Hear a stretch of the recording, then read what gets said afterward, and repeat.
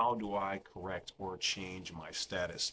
Well, first of all, it starts with you understanding who and what you are, okay?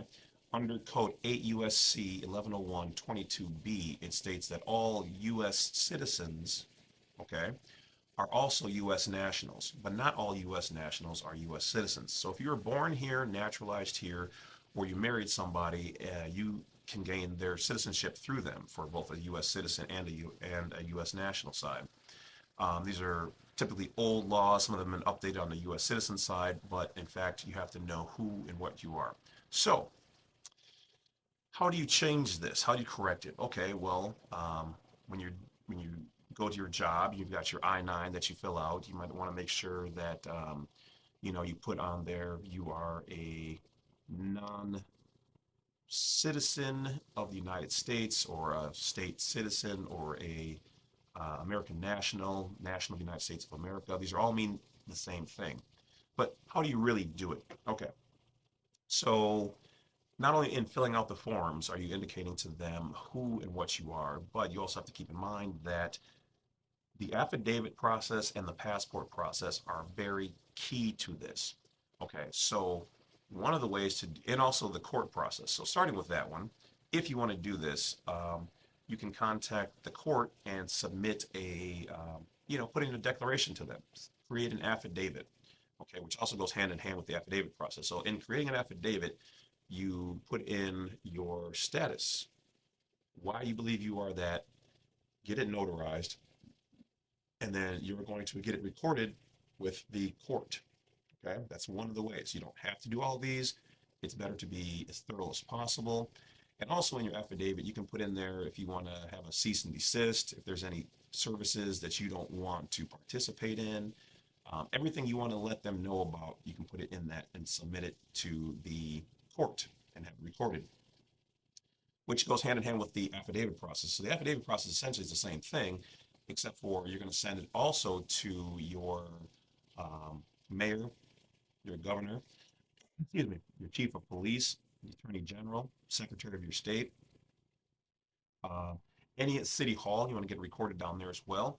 All of these places so that they can have on record that you have changed your status and that you are either no longer a U.S. citizen or that you are now operating as a non-citizen national.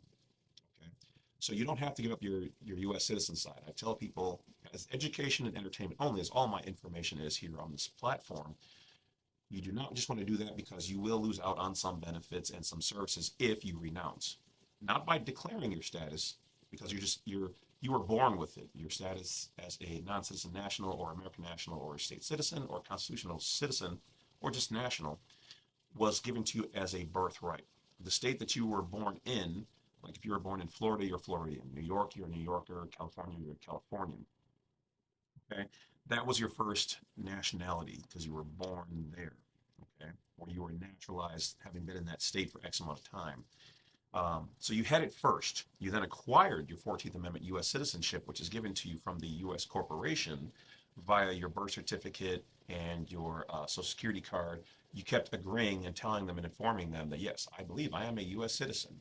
When in fact, you're not because one, you weren't born in Washington, D.C. Okay, because Washington, D.C., if you look up where's the location of the debtor, I think it's USC 9-308, claims that the debtor, which is the United States, is located, in fact, in Washington, D.C. Also, if you look up, is the United States a corporation located in Washington, D.C., it will show you, in fact, by law, the code that states that that's where it is. So if you weren't there, if you weren't born there, then you either adopted it or agreed to be that. But you got that later on. So you can always claim your other status. Okay. So you're a state citizen by the fact that you are operating under your particular state. And then you also are a national or a constitutional citizen because you're under the Constitution of the United States of America. Then you obtained your 14th Amendment U.S. citizen side, which is why you are citis or under the city or state and federal because you in fact have agreed that you're under the jurisdiction. Now, that doesn't mean that you can just go out and do whatever you want. Oh, I'm not under your jurisdiction. I'm this and that. No, no, no, no. You still have to abide by the laws, okay? But when you're in your proper status, different laws laws now supersede some of those.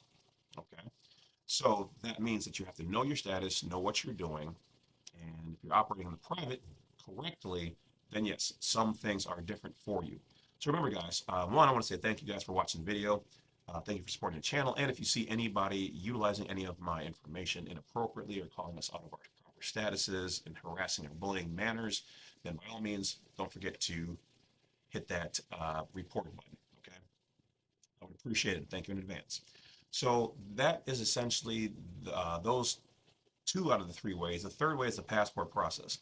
So the passport process is essentially the short version. There's more steps into this, which we have other videos for you guys to watch on that. So you might want to look, for those people who don't know, go to my website, blacksite32.com, and scroll down. You will see a couple of key videos to watch, and then it'll say getting started. You want to read through that so you understand all of the processes. But in short, what you're doing is you're declaring to the Department of State that you are in fact are a non-citizen national. Most people, when they fill out their passports, fill it out just with the information that they have, or the birth data, or this or that. And then that gets you a citizenship, a U.S. citizen passport. Well, we obtain ours by our birthright, which is a non-citizen national. All right, so I won't break down all the steps on how to do that, but essentially you have to get your birth data, and see if it's either a birth certificate or a certificate of live birth. There is a proper way that you handle that information. You provide an explanatory statement telling them this is my status, this is why I want it, this is why I believe I'm entitled to it. And once you have that, now if you don't have that, then you can get one from mine, which is on blacksite32.com. Otherwise, you can create your own or get one from somebody else who has one. After you have that compiled, then you're going to fill out the DS-11 in a very specific way, because you want to ensure that now you're not renouncing your U.S. citizenship side. Don't do that.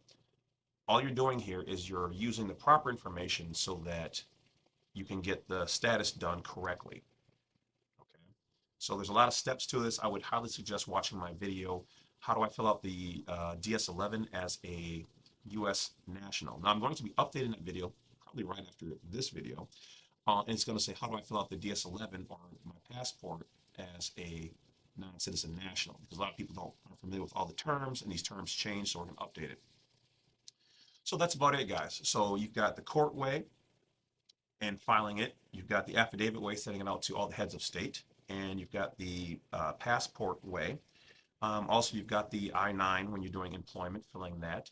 And other than that, just putting it out into the public, you know, on your website, on a sign on your house, creating your own ID. There's lots of other ways to help further your status correction attempts. Okay, putting it out into the public, no matter what, is always key. So, but do research on all that, and well, guys, that's about it.